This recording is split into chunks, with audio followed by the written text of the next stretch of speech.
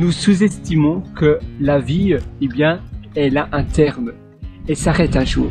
Et on réagit ou bien on planifie notre vie comme si notre temps était infini. Et pourtant, la vie s'arrête un jour. Et quand on réalise cela, on prend des décisions plus sages. On profite davantage des petits moments, les moments simples, c'est souvent les moments les plus agréables, du sens où ce sont des moments qui nous donnent beaucoup de bonheur, peu de soucis, peu de tracas. Et voilà, tu vois, là je me trouve à la baie. Il y a peu de monde. En semaine, il y a toujours très peu de monde et le week-end, il y a beaucoup plus de monde. Il vient de tondre la pelouse d'ailleurs. Il y a du monde, c'est vrai que c'est vendredi après-midi aujourd'hui, donc il y a un peu plus de monde, mais ça reste, tu vois, très calme. Et finalement, il y a peut-être une douzaine de personnes, mais les gens parlent doucement. Et ça aussi, j'aime bien, j'apprécie quand tout le monde respecte les autres. Mais parfois, tu es dans un environnement où tu as plein de monde bruyant, ou bien des personnes qui ne respectent pas les uns les autres. Et alors, évidemment, ça nous frustre.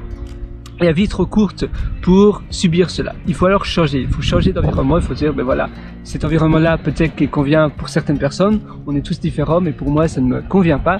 Au lieu de souffrir, au lieu de rester avec cette frustration, et frustration veut dire aussi mal-être, ça veut dire que tu te sens tout simplement pas bien, pas dans ton espace destiné. Et là, il faut alors, eh bien, te déplacer, aller dans un autre endroit, déménager, voyager ailleurs.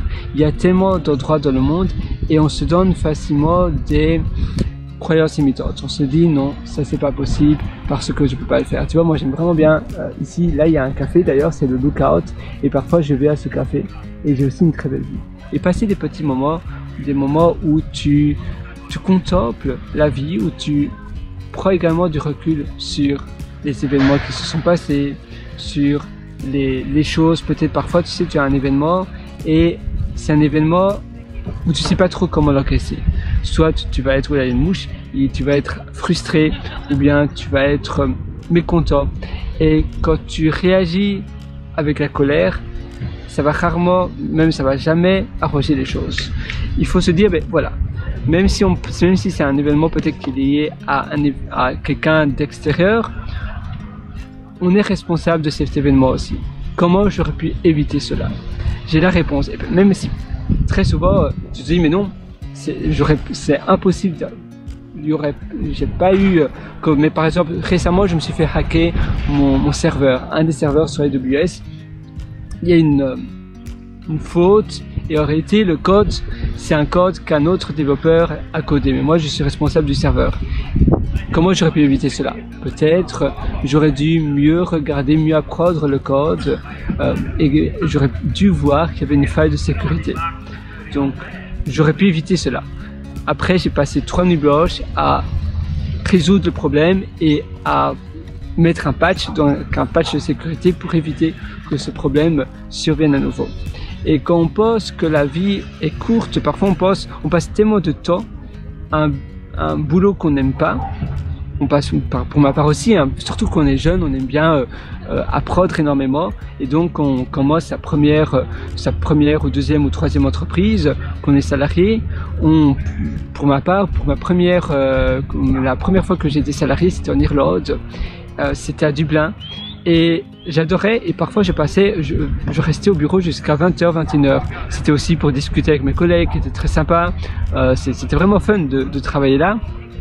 Mais on se dit mais la vie est courte et la vie peut s'arrêter à tout moment.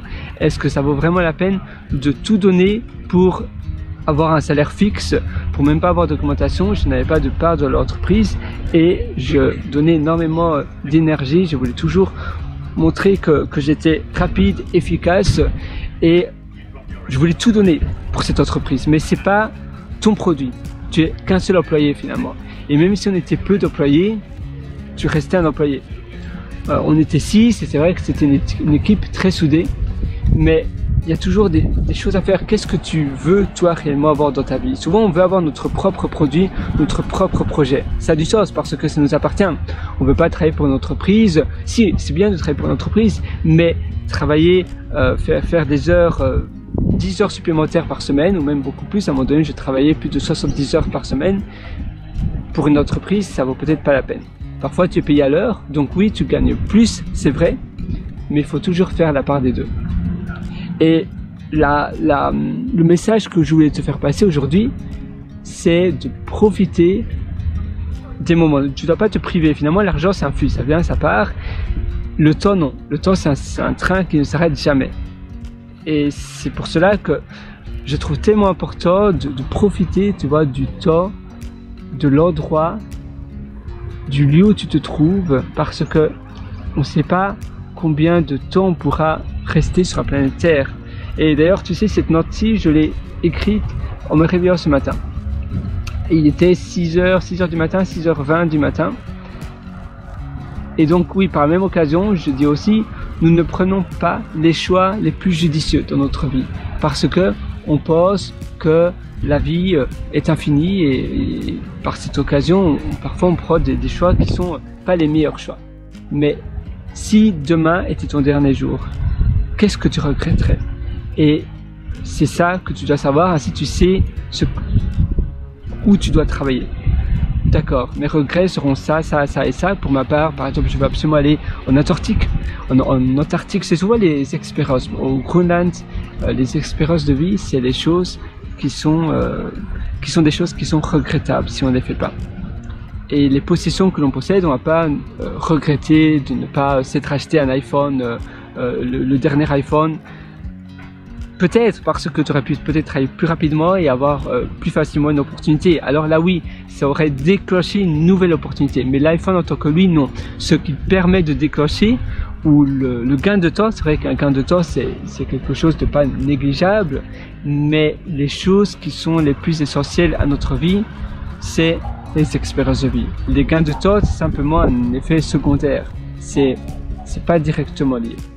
Si d'ailleurs ça t'intéresse, je t'ai aussi concocté un atelier qui s'appelle Belle Vie, où je te prends par la main de A à Z et on va réaliser ensemble ta vie idéale.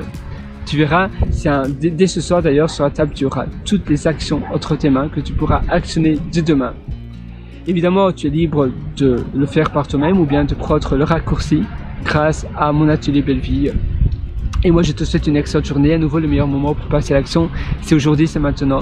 Ça ne sert à rien de remettre à plus tard ce que tu veux faire aujourd'hui. Donc, tes actions à réaliser, c'est premièrement, comment je peux éviter les frustrations, comment je peux éviter de faire des choses qui ne m'intéressent pas.